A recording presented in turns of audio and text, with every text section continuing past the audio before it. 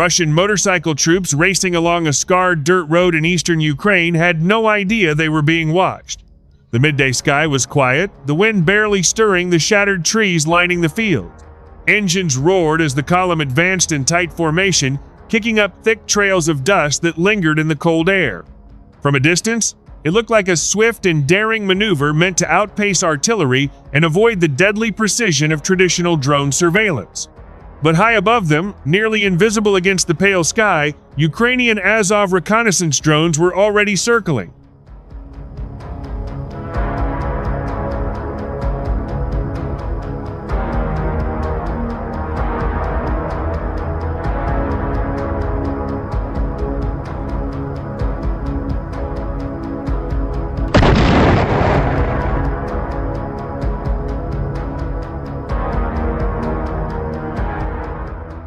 Operators monitoring live feeds from a concealed command post noticed the unusual movement first. Instead of armored vehicles or infantry fighting vehicles, this was a fast-moving motorcycle unit, light, agile, and clearly attempting to exploit speed as protection. The riders weaved between abandoned farmhouses and broken tree lines, using terrain to mask their approach toward contested positions near the front.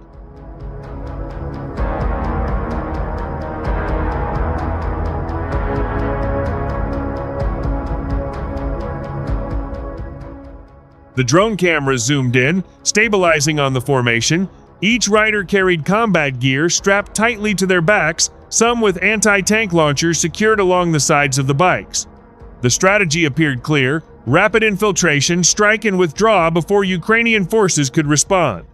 It was a high-risk tactic born out of the evolving battlefield, where heavy armor had become increasingly vulnerable to aerial threats.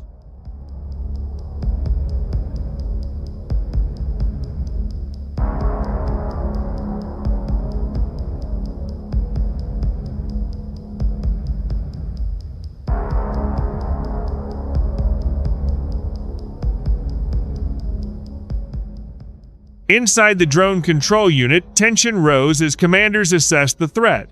The motorcycles were heading toward a vulnerable trench network recently reinforced after days of relentless shelling.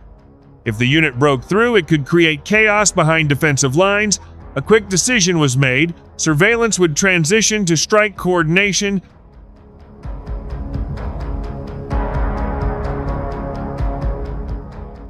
Within minutes, additional FPV drones were launched. The buzzing of rotors filled the air as the small attack drones skimmed low over fields and craters. Guided by experienced pilots wearing immersive headsets, the drones locked onto the fast-moving targets. Tracking motorcycles was far more challenging than following tanks or trucks. The riders zigzagged unpredictably, accelerating suddenly, splitting formation, then regrouping as they approached a narrow tree corridor.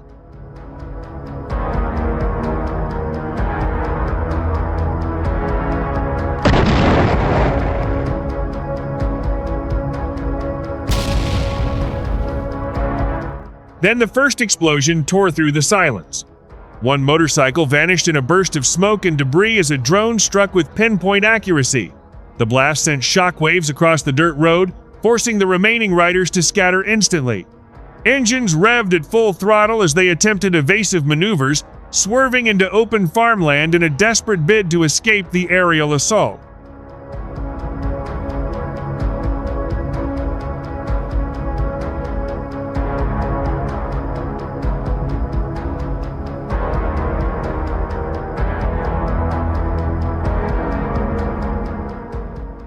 But the sky had turned hostile. A second drone dived sharply, detonating just meters from another rider. The shock threw the motorcycle sideways, flipping it violently before crashing into a shallow ditch. Dust clouds mixed with dark smoke, reducing visibility and amplifying the confusion. Through the live feed, Ukrainian operators calmly adjusted their angles, tracking heat signatures and movement patterns.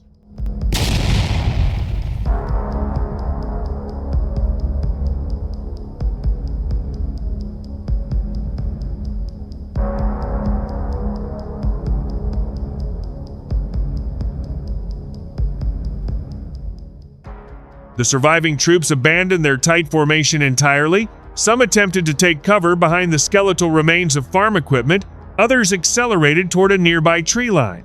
The once coordinated advance dissolved into fragmented survival attempts. What had begun as a swift offensive maneuver now became a chaotic retreat under relentless aerial pressure.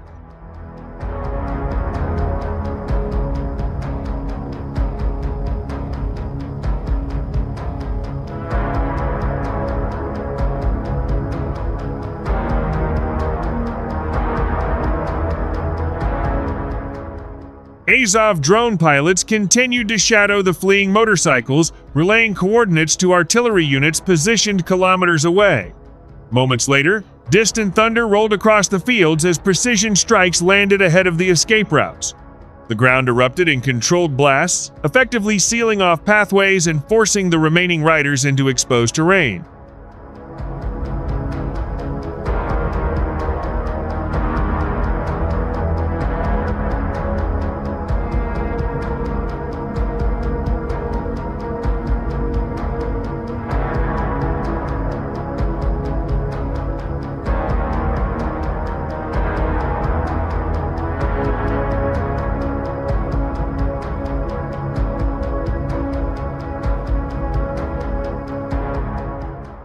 Observers described the engagement as a stark example of how modern warfare has transformed mobility into vulnerability.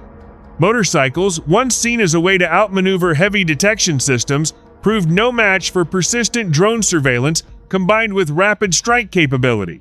Speed alone could not outrun eyes in the sky.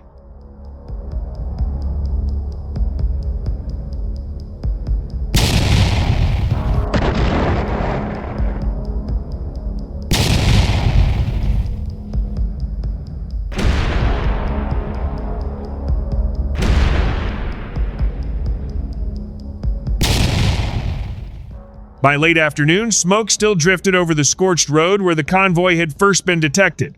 Wreckage lay scattered across the fields, twisted metal frames, shattered helmets, and burned-out engines marking the failed advance.